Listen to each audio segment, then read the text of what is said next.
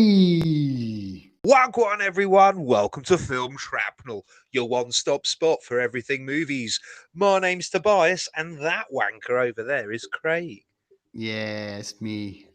Hi, man. We got a good episode today, haven't we? We do. This time, I guess it was kind of my turn to show you something. So we're watching, drum roll, Drum roll, uh, please. Brrrr.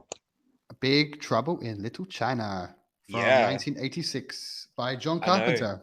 80s August continues. Last episode was Scanners, and today, Big Trouble in Little China. I can't believe I've never seen this movie before, Craig.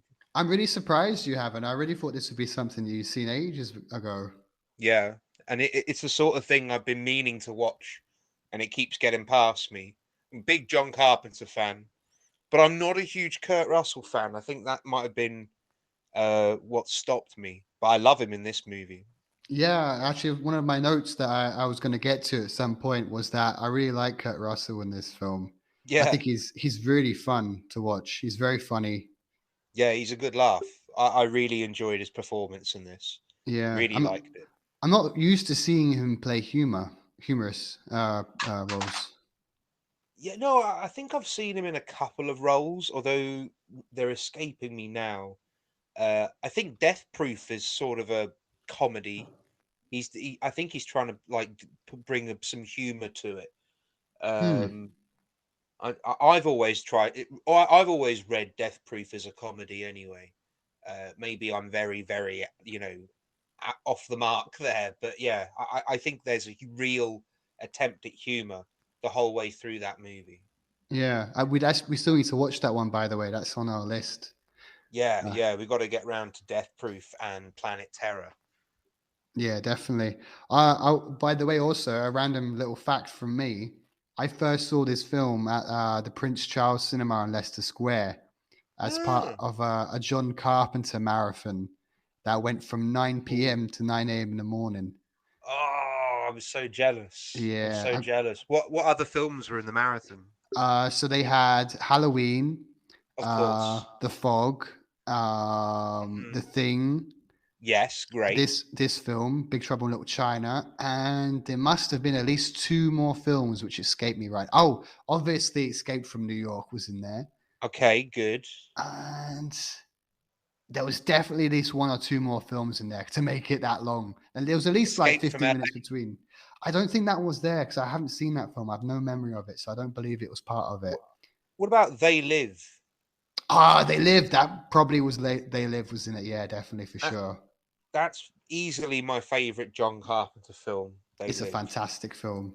It's great. I love it. But I did love this one. Not my favorite John Carpenter, but I did really enjoy this film. Yeah, I was very curious what you think about this film because it's a bit. Um, it's by the way, I've got some trivia for you. Do you want to hear my trivia that I dug up from Wikipedia? So I got a really interesting thing for you that you're gonna love. So this Big Trouble in Little China was originally written as a western set in the 1880s, and it's the What? first. Yeah, it was originally supposed to be a western, but they changed it, I guess, because they needed to compete with an Eddie Murphy movie that was coming out in the same year. I can't remember the name of it, and it also has some kind of Asian themes going on. I'm not sure exactly what it's called. What? Yeah, and the guy who wrote it was the first time screenwriter. Actually, it was two guys, but I can't remember the other guy's name. Was a guy called Gary Goldman, who's a G away from being Gary Oldman. Yeah. Uh, Guess what else he also wrote about 10 years or a few years later? One of your Uh, favorite films. It's uh, got Schwarzenegger in it.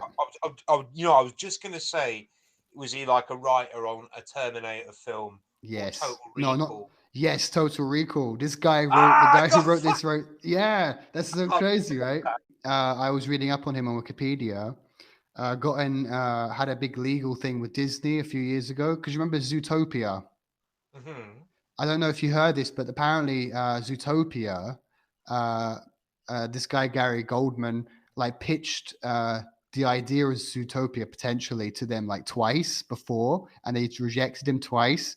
And then a few years later, they came up with a film called Zootopia. It's like, hey, come on, guys, you're like stealing my idea.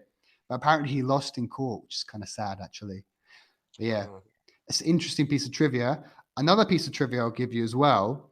This is the first and maybe the only time John Carpenter did a martial arts movie. And that was one of the main reasons he wanted to direct this, because he always wanted to do a martial arts film. But then, interesting. because the film was a commercial failure, it actually, I think, like it made like 11 million, and it cost about 25 to 30 million to make it. He got really like he lost interest like in Hollywood and went back to doing more independent stuff. And another interesting thing, we may get either a remake or a sequel or something in between starring Dwayne Johnson sometime What? soon. Yeah. Really? Yeah. So Big, maybe big, in a year or big two. trouble. Big trouble in Samoa. I So yeah. mean, I suppose if you did a remake, yeah, Dwayne is sort of the right person to play. What was his name? Jack. What's his last name? Burton, Jack Burton. Jack Burton, the most like middle American name I've ever heard in my life. Jack Burton. I drive trucks. Name's Jack Burton. Pork Oh, Chop Express. very Yeah. American. Shall we talk about the plot? Yeah, let's try to talk about the plot. So I'd never seen this movie before, Craig. I watched it today. I still couldn't tell you really what the plot is. I have no real memory as to how all the kung fu shit starts happening. I don't really get why his truck's even with them in the first. I just don't. Yeah, the plot. The plot just went in one ear and out the other. I was just watching all of the fun shit, but the plot itself became sort of irrelevant to me, which is weird because I'm always a stickler for plot, and there is definitely a plot involved. It just wasn't important to me at all. I wasn't focusing on all the details of the story. I was just focusing on Jack Burton being just the manliest of men ever. Um, yeah, I had a right blast with it. Not my favorite John Carpenter film by a long way. I think most of the films we mentioned a second ago are all way better than this. I think this might be his worst film that I've seen. Well, okay, so realistically, I don't know what your ranking would be, but I think In the Mouth of Madness is probably his magnum opus, his best movie. And then They Live. I mean, they're sort of interchangeable. I suppose on a Monday I'll be a They Live as number one, and on a Tuesday I'd be In the Mouth of Madness as number one. This would probably be at the bottom with only Ghosts of Mars being worse than this. Have you seen Ooh, Ghosts of Mars? I haven't seen that one. It's got Pam, Pam Grier from Jackie Brown, and Yeah. Jason Statham's in it. Jason Statham is okay. No, I thought Jason this was an Statham's old in it. film. No, I think it's like early 2000s, and like John Carpenter sort of like, yeah, I'm going to do this movie about ghosts on Mars. Okay, what's it called? It's called Ghosts on Mars. All right, who do you want in it? Jason Statham and Pam Grier. Okay, and it's John Carpenter. If you'll give him money to make a movie for you, and it's not very good at all. But it's all actually no, I tell a lie. It's got its moments, but it's definitely his worst movie. I think this is just above. Mm-hmm. Okay. But I really like this one. I don't really like Ghosts of Mars. But I think I felt the plot was superfluous. I'll tell you one thing about the plot. I think that firstly, this film was adapted to be firstly supposed to be a western, and then they changed it at the last minute, That's and then they crazy. gave it to John Carpenter. And I think like I'm not even sure if it was initially supposed to be a comedy. And so they said, "Oh, let's make it a joke." Then the fact that nothing makes sense, like, because there are points like where uh you can tell kind of that it's a kind of a joke, the plot. Like, for Yeah. example, there's one scene where they go back to the lawyer's office. What's her name? Gracie. And by the way, I was like really trying to figure out, is she supposed to be a journalist or a lawyer or what? And then okay, now finally I know that she's a lawyer. Um, they go through so many quick things, like so many things about the plot. Like I even wrote like, whoa, whoa, whoa, so much information dumped at Gracie's office. Like you can't Yeah. take it seriously how much information is just poof, there you go. There's your fucking plot. Let's Yeah. fucking go. Like it's Major info dump, right? yeah, This and yeah, if you're not paying attention for that 1 second, yeah, the whole plot just is non-existent. yeah. And like I think even at that point, Jack goes like, whoa, whoa, whoa, I'm a reasonable guy, but I've just seen some really unreasonable shit or something like this. And like that's yeah, that's pretty Uh much it. And by yeah, the it's way, very very John Carpenter, the dialogue. Like because Jack Burton the whole way re reminded me of the Rowdy Roddy Piper in They Live. You know, the ah, exact same sort of demeanor and attitude that like John Carpenter goes for. Maybe They Live was written with Kurt Russell in mind. I Now wouldn't that be I think about it, surprised. And they mm, both have mullets as well. that's true. Although I think Kurt Russell has a far superior mallet. Did you get like Teenage Mutant Ninja Turtle vibes? Yes. I felt the whole movie felt very Ninja Turtles. What came first, this or Ninja Turtles? Oh, well, I would imagine this because the Ninja Turtles, the comic book, was like early 80s, but but it was like the fastest thing. Like the it was only a couple of years after the comic books that they were like getting the movies sorted. So it, I still think it would have been this movie. What'd you say, 86? This film? Yeah. Yeah, I think this probably beats Teenage Mutant Ninja Turtles, the movie, by at least a year, if not more. I was also wondering about the influence, like other influences of this film as well. And I also was wondering as well, like, have you seen many martial arts movies from the 70s, like mostly Bruce Well, Lee stuff? I was actually going to bring this up because it's actually my next point after Ninja Turtles. I'm a huge fan of old school 70s and 80s Hong Kong martial arts films. So like we're talking Bruce Lee films, not Enter the Dragon. We're talking old school Jackie Chan films before he became big in America. We're also talking Jet Li films, who was massive in China before his first movie in America. So, like, I'm a huge fan of old school martial arts films.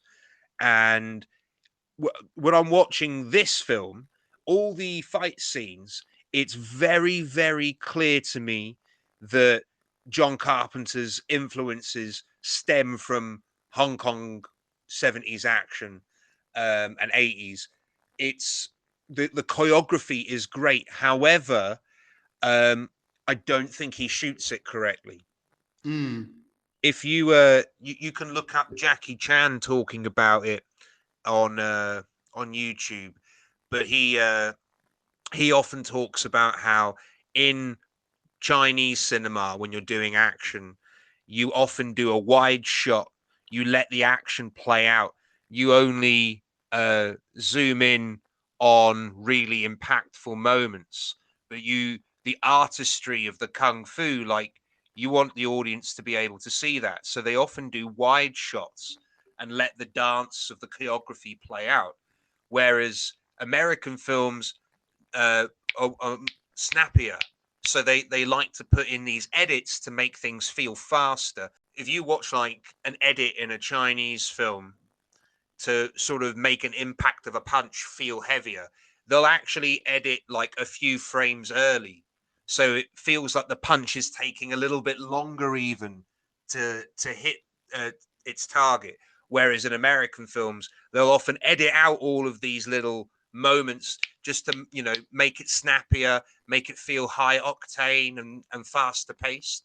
So Hmm. both editing styles have their benefits. That no one is right over the other. It's just, I think, when shooting fight scenes and the choreography of the fight scenes are as artistic as uh, they often are in kung fu films, but also in this film. Uh, I think you should employ the Chinese style of a static wide shot and only zoom in for these really impactful punches or these impactful moments in the fight. Mm. The choreography is definitely there, but the shooting is still too American. That's interesting you say this because I was thinking there was something a little bit off, but I couldn't quite put my finger on it, and I think you've nailed it. But another thing I was gonna bring up about martial arts stuff is when did martial arts films get funny? Because I think like I'm thinking Jackie back to the Chan. ones, yeah, because I'm thinking about the ones back in the 70s.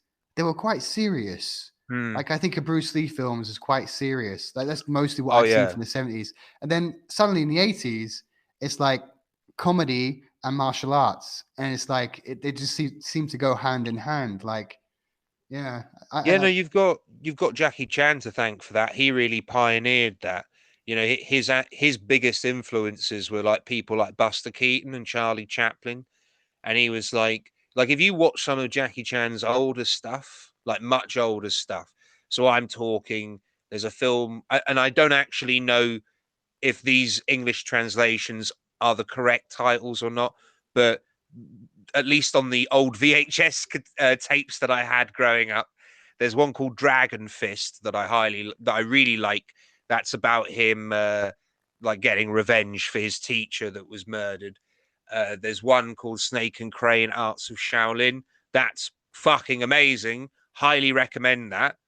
Really good. And these are serious Jackie movies. But then when he starts doing things like Drunken Master and Karate Ghostbuster, um, That's a so great the, title.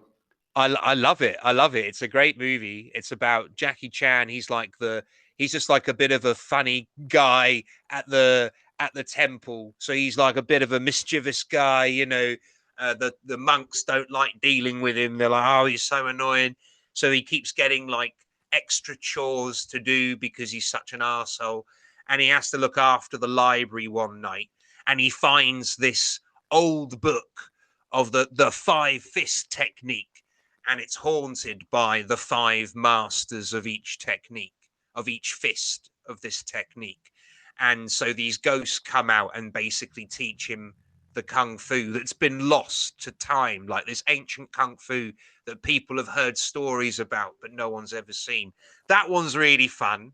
He really wanted to influence action films, or by being the funny guy. He really didn't want to emulate Bruce Lee. Like Bruce Lee was always super serious, like really nice guy in interviews, but he was always a really serious character in the movies. And I think it might have been a way for Jackie to try and differentiate himself from Bruce Lee. That might have been an important part of the decision to take it to the comedy. Interesting. And there's a lot of films I need to see from his I back mean, catalogue, shall we call it? maybe for the next episode we can do Karate Ghostbuster. That sounds fantastic. I love the Yeah, name so much already. yeah. Let's do that for the next episode. I think that'll be fun for you. I Yeah. know it'll be fun for me because I it's a film from my childhood. Uh, moving back to Big Trouble in Little China. Um, I really like all the special effects in this, even the really bad ones. There is some odd special effects here and there, some odd Yeah, monsters. there was like some hairy thing. Uh, I like that thing. That was fun. I actually liked all of the crazy shit. I just didn't know where they were all coming from. Like I say, maybe I missed something, but like at one point it was just like one Chinese gang against another Chinese gang, and then oh, Kurt Russell's involved for some reason. There's a Chinese girl with green eyes, The which is least Asian looking woman they could the have le- picked. the least Asian looking woman you could have found for the character. But I was just enamored with all the crazy shit. I loved all the crazy shit. I didn't mind that I was missing plot details. I really didn't mind. I loved that there was like 3 dudes that are like Raiden from Mortal Kombat, and they literally like a fireman's pole. They literally slide down this bolt of lightning to like get to people. I love the 3 Raiden dudes. A lot. I felt there was a lot of Mortal Kombat vibes as Hmm. well in this movie. Did you notice as well? I think there's a fight between the old the old Chinese dude with the lazy eye, and then you've got the bad guy. I forget his name now, but the main bad guy. Uh, and they both do a beam at each other, and then within their beams They were are 2 fighting. other people fighting. Yeah, right. And if you look at the bad guy, the way he's holding his hands and his thumbs, it looks like he's playing with like a Yeah. PlayStation controller. And I'm like, you're literally doing Mortal Kombat. You are literally doing Mortal Kombat. The final fight has Mortal Kombat. They just plug in their controllers and start playing Mortal Kombat. Do you It's know? nuts. Yeah, I also noticed that. That's another guy I really like in this film. Apart from Kurt Russell, I really liked James Hong. That's the guy who you're referring James to. Hong. Oh, I was going to talk about him because I heard that he might be the most credited actor on IMDb. Well, he's now. I looked him up actually. He's 94 years old now, so it wouldn't be too surprising. Bloody hell. And he's Well, always been that old Asian guy in everything. Like well, even this is back in the 80s, more than 30 years ago, he's always been the old guy. exactly, exactly. I recognized him almost immediately. I recognized his face. I think the most recent film I watched with him was that Ryan Reynolds movie where they're dead and they're police. They're police for dead people. Dead police. That sounds really stupid already, but maybe it's quite good. I don't I, know. I mean, I remember enjoying it, but it wasn't that memorable. But he's in that. But I swear, and then he starts talking, and isn't he Jack Black's dad in Kung Fu Panda as well? He may be. I haven't seen Kung Fu Panda in so long. He's a duck. Is he? He, I'm assuming he's adopted. yeah, well, you'd imagine, wouldn't you? You'd have to guess. You'd take a punt. Yeah. Um, But also more about I really like James Hong in this. He's yeah, really he's like great. a fun bad guy. Like there's even one point. So when he kidnaps Kurt Russell's Jack and Wang is the other guy, his friend, and they're kind of like strapped in this wheelchair or something. And he does the regular bad guy thing where he just explains his plot, but like the way that he delivers it is so like it doesn't take it seriously, and No, like it's quite fun. And at one point, he looks in the CCTV camera and he sees their friends trying to get in. He say, "You know what? This really pisses me off." Like, and it's just he's just really good as a bad guy in this film. He's a great villain. he is amazing. Since we're talking about the ending already. It's no. To be honest, there's not much point getting too much into the plot here because it's crazy. It's just too What plot? ridiculous. There is What no plot? plot. It's There's, just I swear, there's a scene. basically. Here's a plot for you. Here's a plot. No, I don't Uh, even know. You'll ruin the movie. I don't want to know the plot. two women with green eyes get kidnapped by a crazy sorcerer wizard guy in Chinatown, and some macho guy and some other people come along to save them. and That's the plot. That's as and he close as you can get to and explaining he it. decides, fuck it, I'm going to marry them both because why not? Fuck it, marry them both. Oh, it's dumb. There's a scene quite early on. No wonder I didn't pay attention to the plot. There's a scene early on where what's his friend's name? Wang. Wang, yeah. So like Wang and him are like running, and then like I think Kurt Russell asks him like, "What the fuck's going on?" Reminded me of Ant-Man 3, but he's like, "What the fuck's going on?" And he's like, "No questions. Let's just get out of here." And it's like, I would have a lot of fucking questions at this point.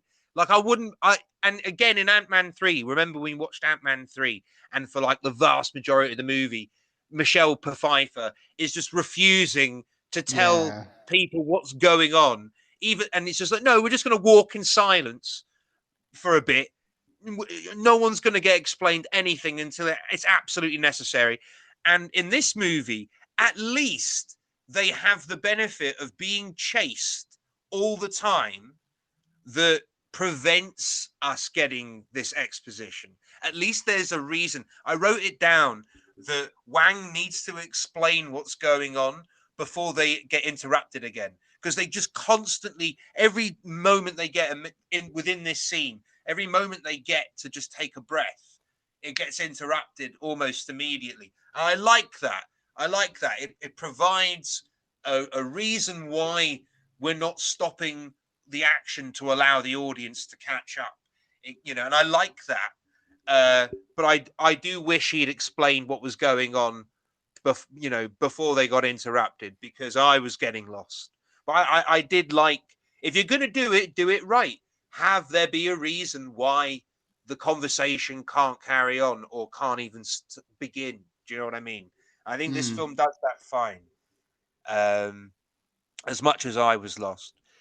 Um, What do you think about the humor in this film? I think it's a bit hit and miss, isn't it? Some of it I found amusing. It got a lot of chuckles out of me here and there. Um, there was one line, I forget what it was in response to, but she goes, "Oh, I must be so monumentally naive." It just made me laugh. Yeah, um, when was that? I do remember that, but I can't remember when that happened. I forget. I think in the same scene, Kurt Russell says to someone, "There's a problem with your face," and Yeah, I also remember that, but I can't remember where that was from. there's That just some yeah. really funny lines that I wrote down, but I have absolutely no memory as to the context of these lines. Um, What I really like about this film is a lot of the humor comes from the fact that no one knows really what they're doing, especially Jack and also Wang yeah, at times as well.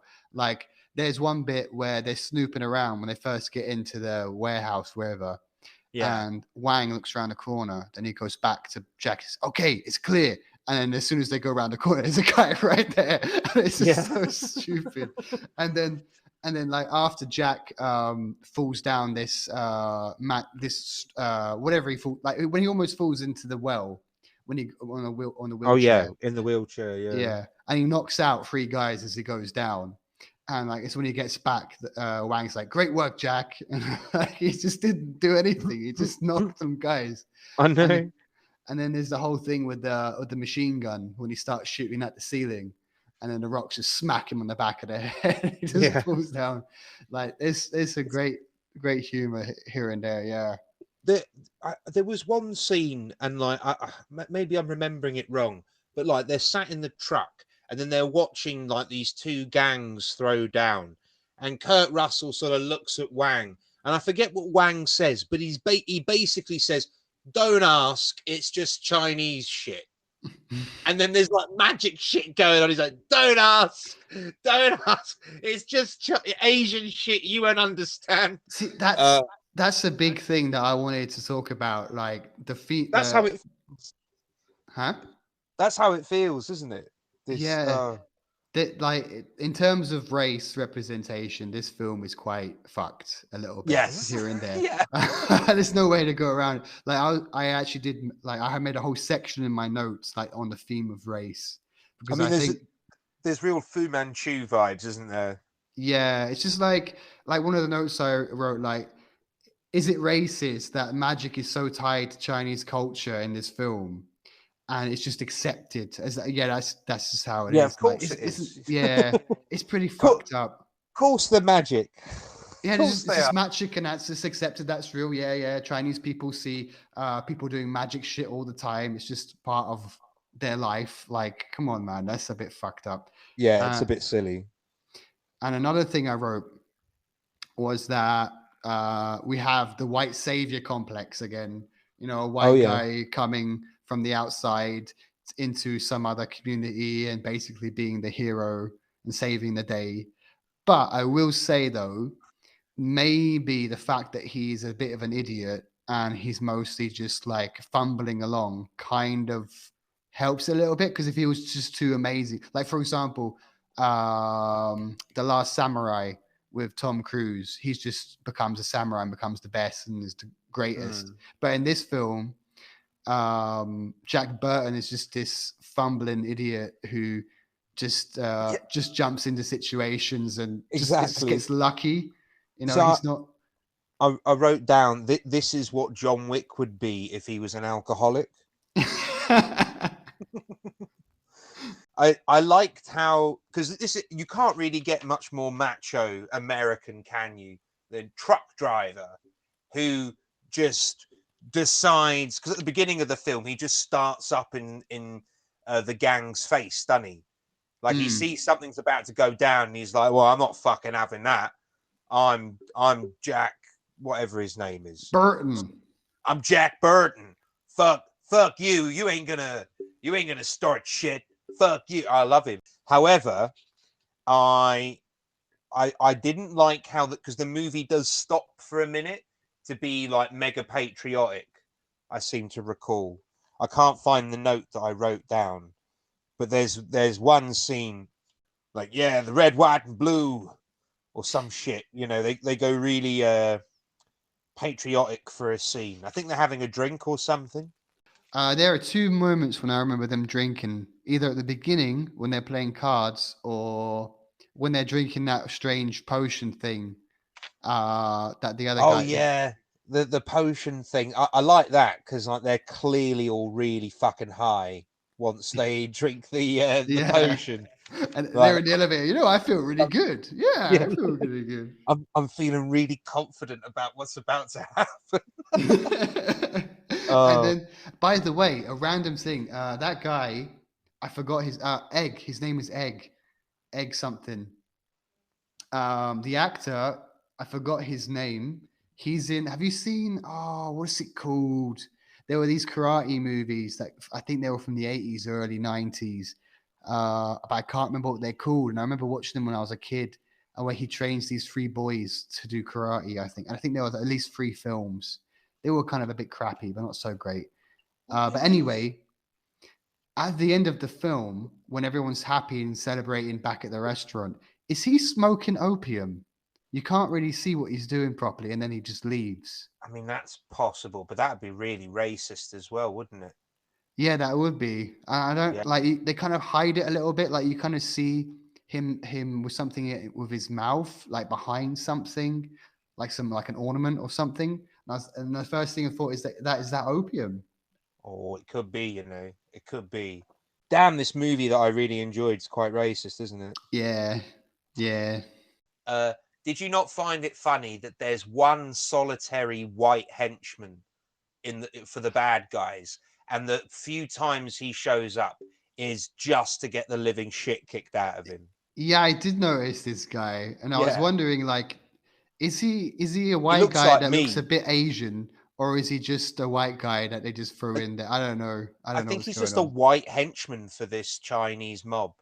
He's like, I did karate when I was 13. They're like, okay, you're in. You're in. You got the job. um, I'll tell you one thing, and this is always a world-breaking thing for me in movies, and this movie does feature it. Um, Sewers in movies, Craig. Um, Hmm. do you not feel that every sewer in every movie looks way too clean? Yes, and They're too they're big. they're number one, they're massive spaces. Number two, they look clean. Number three, hardly anyone complains about being in a sewer in a movie when they're in a sewer. And even number four, I'll add a fourth one. When they get out of the sewer, no one's rushing to a shower. So Hmm. with all four of these issues about sewers in movies are featured in this movie. They get out of the sewer covered in sewage. No one's really that bothered. No one mentions any smell. The sewers look really roomy and comfortable. I wouldn't mind living in the sewers in movies. And I'll add also onto what you were saying. There's even a kiss in the sewer in this film. When they're going under the water and they're coming out, and Yes, Gracie's waiting for him. Is he? Where is he? Where is he? And then he kisses her. It's like, yeah, that sewage right there. I don't know. it's not even that like you are nearby poo and shit and piss. You are literally submerged up to your chin. But no, they've got time to have a little snog. Of course, they got time. Oh, it's so fucking dumb. So fucking dumb. That's always been a pet peeve of mine in movies. Can I also another thing as well? I don't know if you remember, but early on in the film, when they're witnessing the gang fight, and after they run over Lopan with the truck, Yeah. Lopan stares at Jack in the face and does his weird mouth eye thing that I don't know. I don't Yeah. remember what it's supposed to be, and he's having he's seeing stuff or something, and so Wang just takes him over and starts like washing him in the face with like street water. I say, what the fuck of all the fucking water? Like, who the fuck? Like, what is that? Like, I don't know. Disgusting. Oh, it's grim. Oh dear. Yeah, no, I had a lot of fun with this movie, even when it's bad. I had a lot of fun. Oi, that there's like the main henchman to the bad guy. This like really angry dude. What's his story? Why is he number one? Why is he always so fucking angry? But like he's the guy who like expands and blows up at the end. Why does he blow up? To add some special effects, I think. But why? Why? I don't understand. Why did that happen? Did they like plug something into him that made him blow up, or is it just like magic shit? What's going on? Just magic shit. But do you not get an explanation for that? No. Are you serious? I was certain I'd missed something. I'm like, why is that happening? But it happens. I'm like, okay, and it's fun, it's cool, but I was sure I'd missed something. So that just happens for no reason, you're telling me? That happens after Lopan is killed, and then he sees that he's dead, and then he just starts like huffing and puffing, and then expanding. Just blows up. Yeah. But earlier in the film, he has a moment where he starts expanding. Yeah, he did. Yeah. That was when the wheelchair gets momentum, I think. Maybe. And he expands like 2 inches, like he just flexes his pecs, and that's it. But then at the end, he full on wafer thins it. Yeah. He full on like, you know the scene in Meaning of Life. Wafer, yeah. Or it's only a mint, or what was it? Yeah, maybe only it was a wafer thin. Only a wafer thin, sir. Not much, only a wafer thin. Oh, I love it. But yeah, that he, it just sort of comes out of nowhere for me, at least. I'm so surprised that there's no explanation. I thought you were going to explain that to me now. And no, you can't give me an explanation. The whole way through that film, he's just what's he's doing with his mouth? Like some weird strange noise that he's making. Yeah, dude was angry. Yeah. I will say, I think Kurt Russell's vest, that's my Halloween costume this year. I'm going as, I keep forgetting his last name, Jack Duracell. Or whatever his name is. Jack Burton. What did I call Jack Duracell? Jack Battery. Oh, dear. Don't get more masculine than be named after a battery. I was going to, maybe we should write a movie about Jack Battery, and this will be our love letter to John Carpenter and Kurt Russell. Jack Battery. Jack Battery and his sidekick Duracell. You know that there was also, I forgot to mention some extra trivia. There was also a video game and a board game and a card game and a comic book series made from this film. Brilliant. Yeah. Oh, I want to have a go at all of them. And I think they might have been action figures of Kurt Russell. Oh, of As course there was. Of course there was.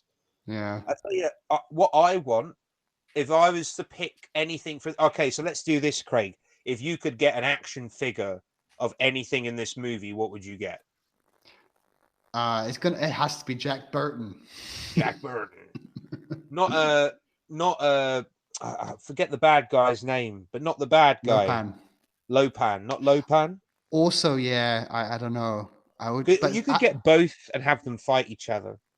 true, and You could get Jack Burton, I'll get Lopan, and and then then I'll bring it round yours at lunchtime, and we'll play together.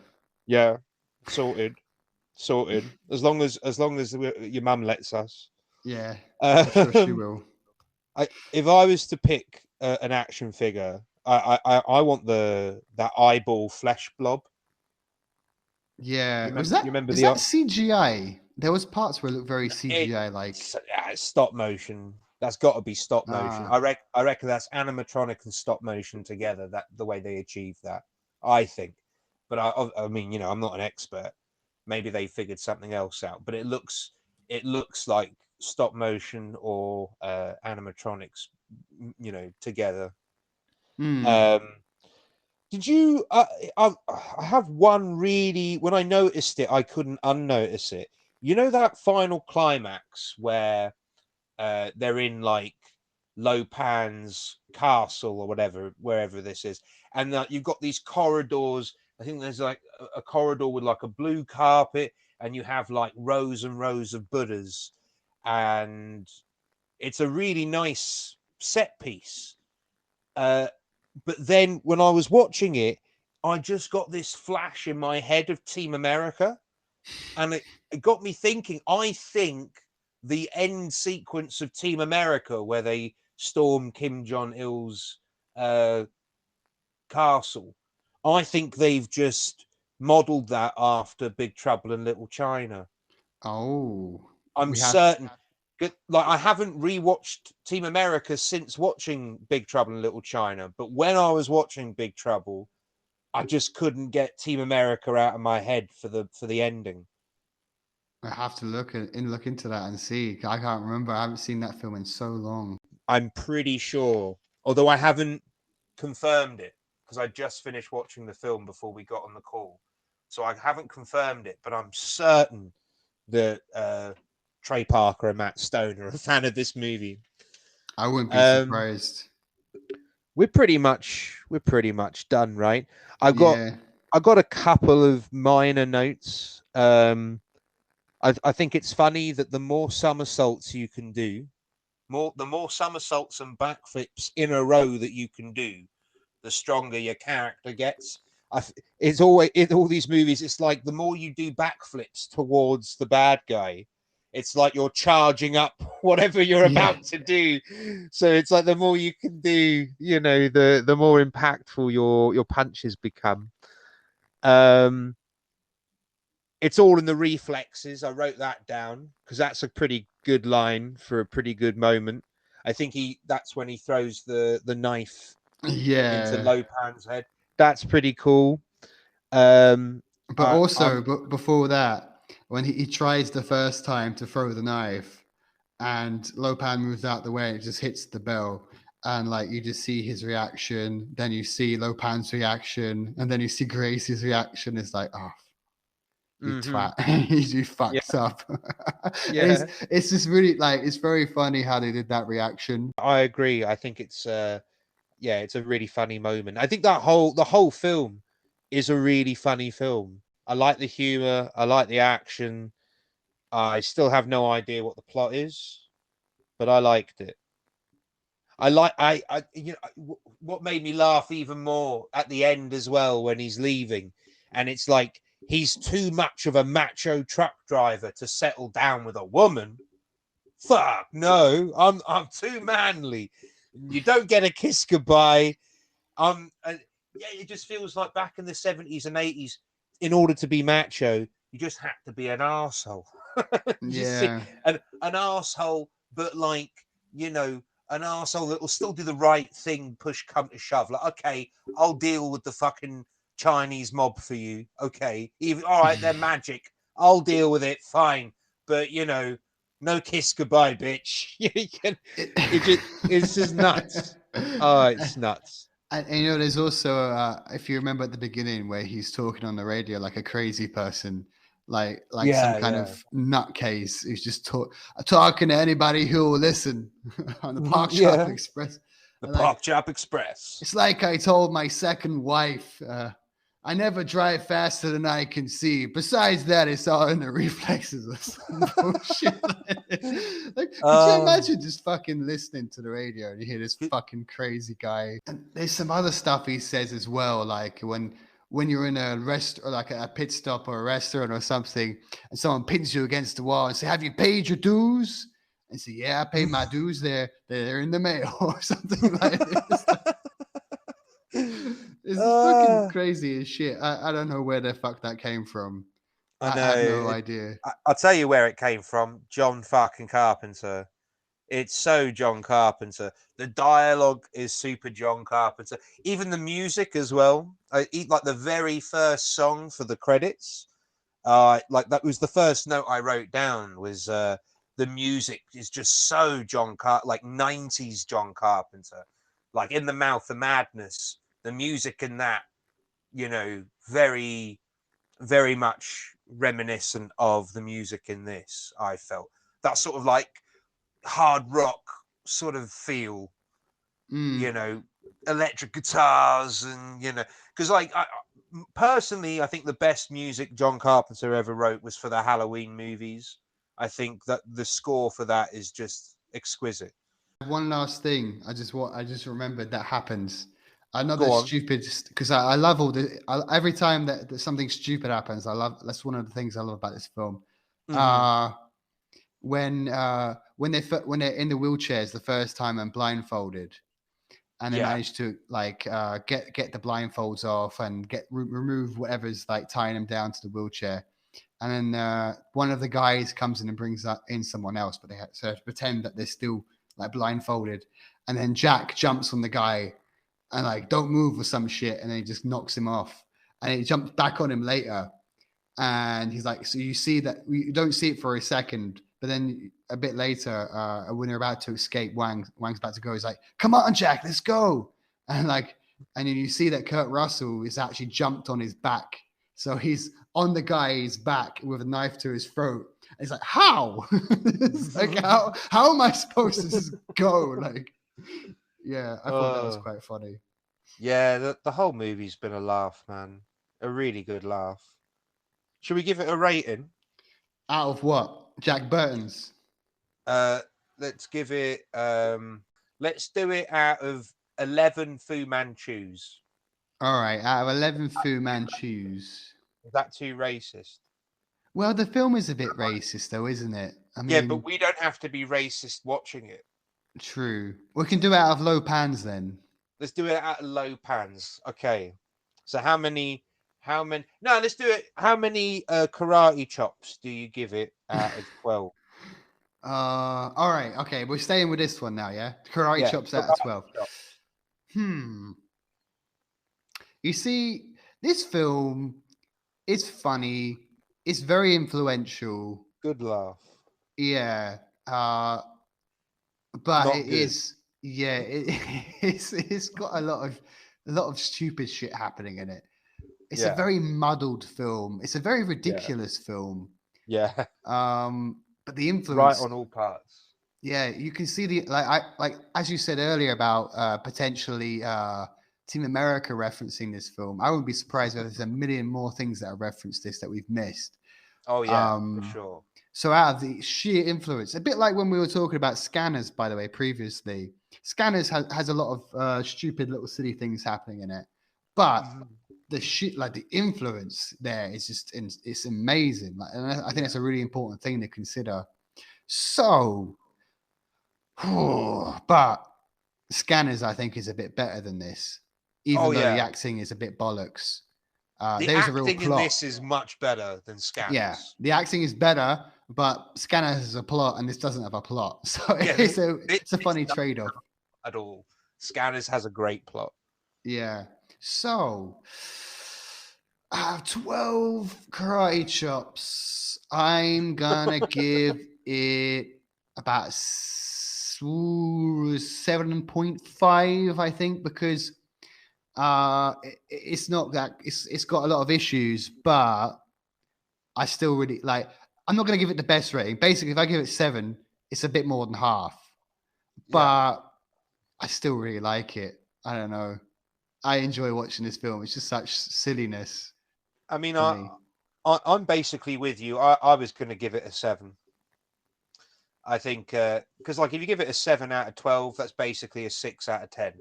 Yeah. Uh, it's no better than that for sure. It might be super fun. It definitely is super fun. There's no maybe about it. It's crazy fun. I had a blast, but it's shit. It is crap, but it's fun crap. You'll have fun watching it.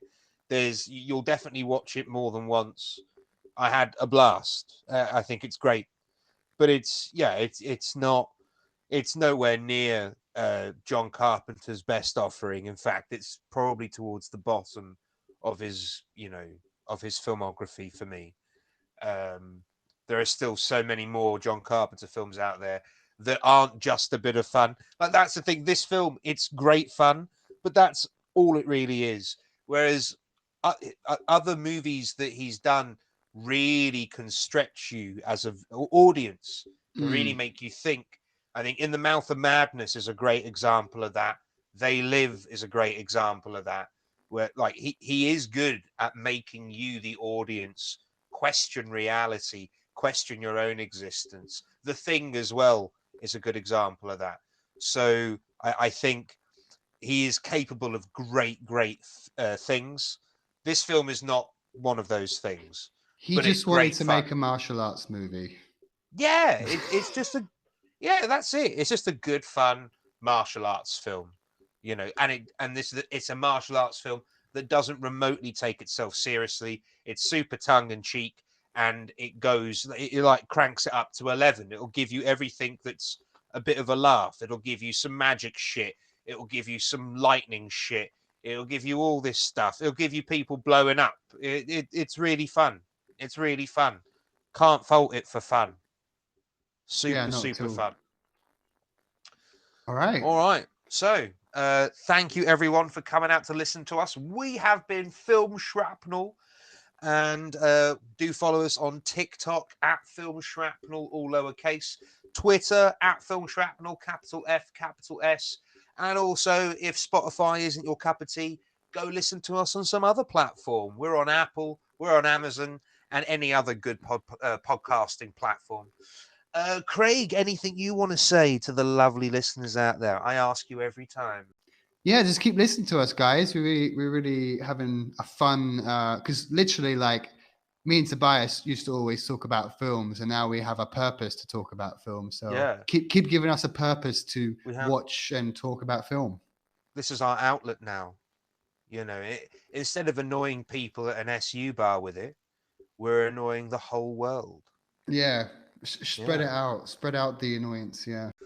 All right. Well, thanks everyone for listening to us, and until next time, keep it knees. Keep it knees, people.